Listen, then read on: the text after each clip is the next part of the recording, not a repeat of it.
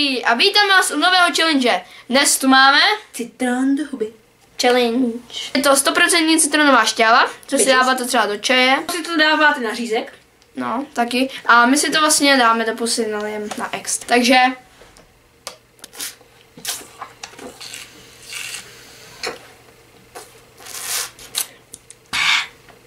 je hodně chutný.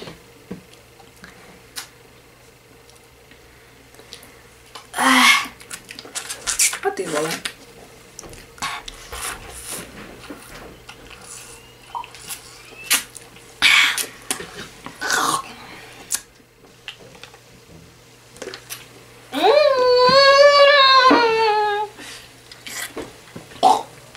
Fajn. Ne.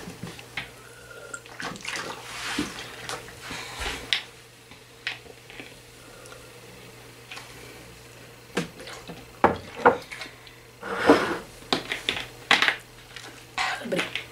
Takže děkujeme, že jste se dívali. Dejte like. Či subscribe a těšíme se u dalšího videa, takže zatím